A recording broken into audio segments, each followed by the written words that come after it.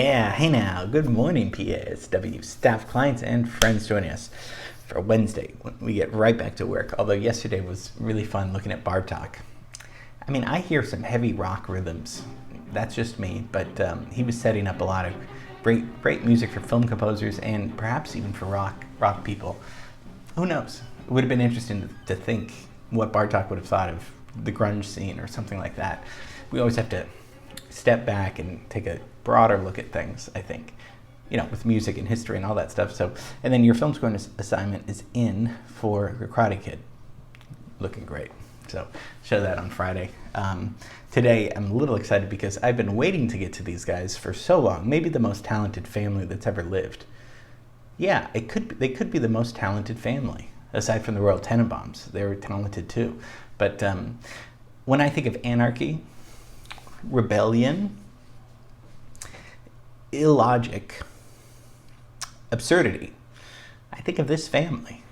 So today, we're going to look at the wonderful family of the Marx Brothers. How do you do? What are you boys giving me the runaround? Right. Come over here. What's this? What do you want? What do you want? Explain your business. We send you a telegram. Oh, you're the boys who sent the telegram. How do you do? That's a coincidence. I used to send telegrams myself. How are you? And how are you? Maybe we know the Marx Brothers. I hope you guys have at least heard of the Marx Brothers. I don't want to do too much explaining because nothing's more boring than explaining why something's funny to somebody. It's emotional and quick. You either get it or you don't get it, and that's fine. It either hits you or it doesn't hit you. Just like music, right? It just comes a matter of taste. But what these guys did, we'll talk a little bit about their lives and, the amazing amount of work that they did in the early 20th century, and a little bit about their technique or their philosophy or whatever. Even though they would laugh at all these things that I'm saying right now, Marx Brothers, they were family, American family, successful in vaudeville and Broadway and then movies. Why? Because that was the history of show business, right? I mean, it was all on the stage in the beginning, and then Broadway, Ziegfeld Follies, we did a class on that. Florenz, Ziegfeld, 1910s to the 20s and the 30s, all Broadway reviews, and then you get sound, right? Motion pictures, late 20s, and then with the 30s.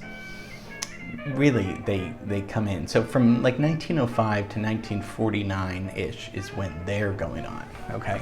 I don't have a timeline because, we know that year. So mostly the first 40 years or so of the 20th century. Say, I used to know a fellow looked exactly like you by the name of Emmanuel Ravelli. Are you his brother? I am Emmanuel Ravelli. You're Emmanuel Ravelli? I am Emmanuel Ravelli. Well, no wonder you look like him.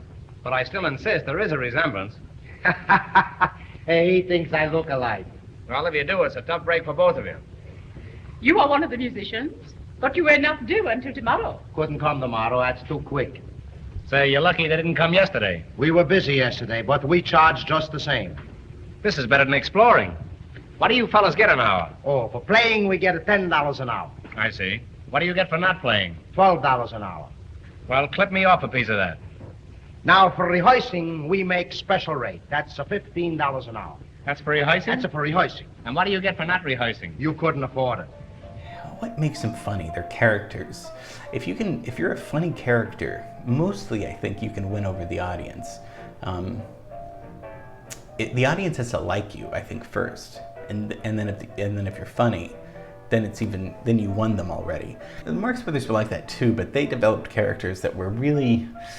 They were lovable in a sense because it was character driven. So when you knew what their characters were like, then they would say the punchline. It was a double laugh because you're expecting that, and then they say something that reaffirms your belief that, oh yeah, this is a funny person. Lady, give me a number from 1 to 10. 11. Right.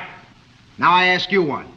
What is it? Has a trunk but no key, weighs 2,000 pounds and lives in a circus? That's irrelevant. Irrelevant? Hey, that's the answer. There's a whole lot of relevance in the circus. That sort of testimony we can eliminate. That's fine. I'll take some. You'll take what?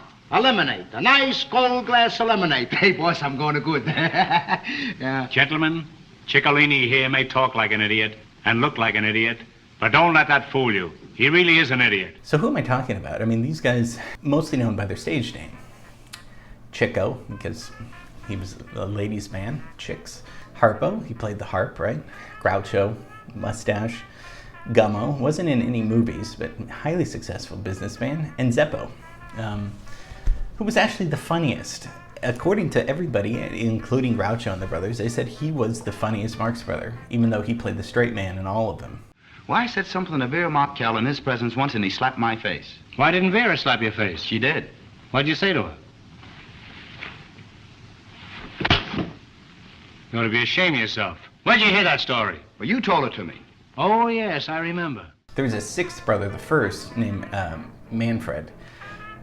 He died in infancy. It would have been interesting to know if he would have been just as successful and famous, because all of these guys were extremely successful. Even Gummo and Zeppo, that weren't superstars, they were multimillionaires and brilliant, thinkers. I mean, and where did this come from?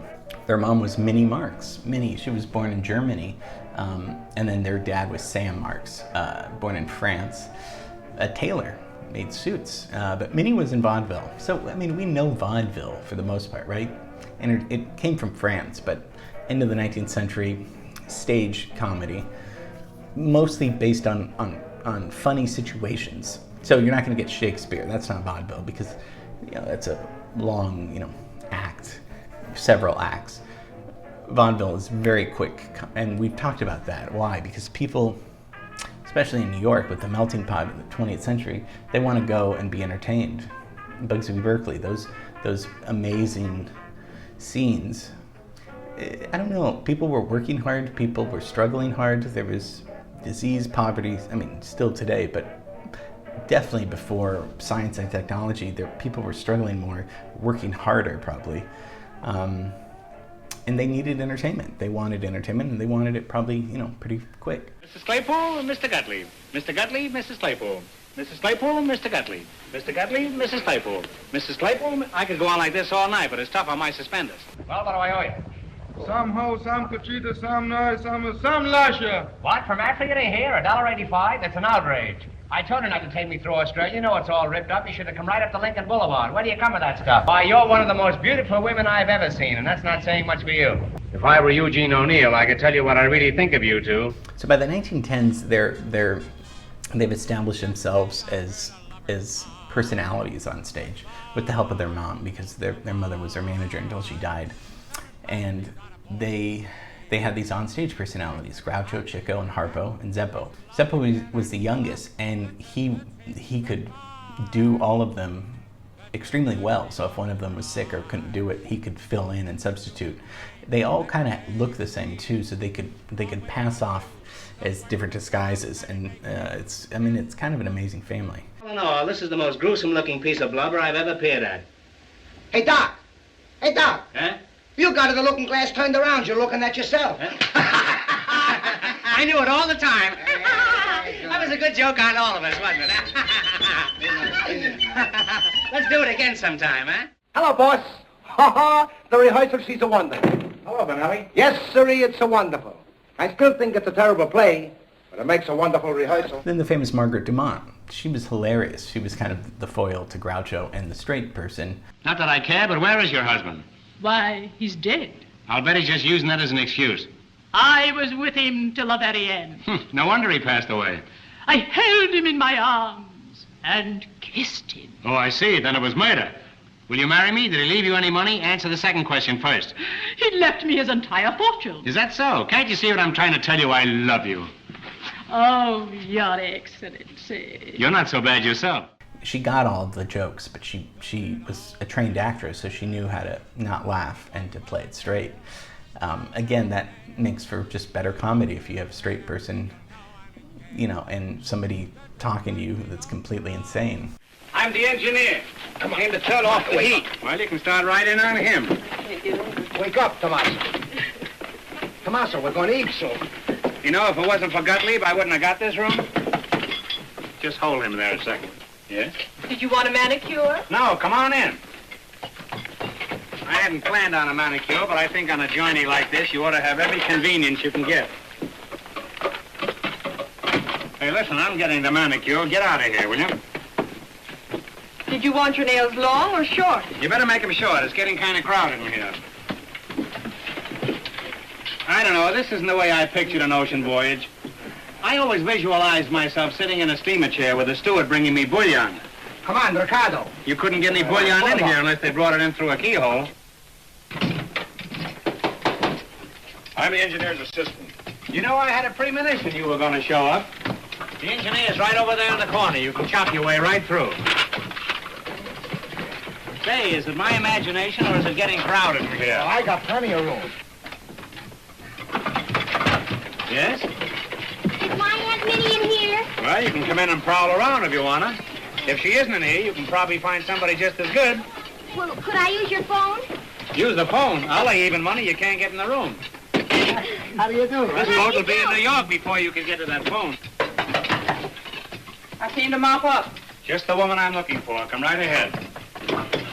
You'll have to start on the ceiling. It's the only place that isn't being occupied. You can clean my shoes if you want. Tell Aunt Minnie to send up a bigger room, too, will you? Stewart? Ah, come right ahead. Hey, Do it. Marco, the food. Been waiting all Food. afternoon for you, Come to the Stewart. food. Come on.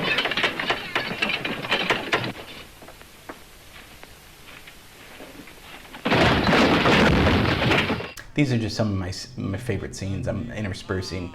I mean, I think it's just so much fun. The young Lucille Ball, 1938, room service. See how young she is here. Got the check? Here it is. Zachary Fisk. Well?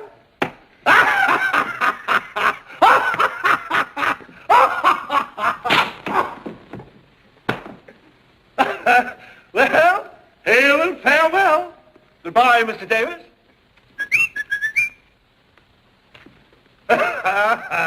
So they were just extremely successful, and I mean, if we just anarchy, I said all these things, rebellion. They were against conformity. They were against, at least with art and comedy.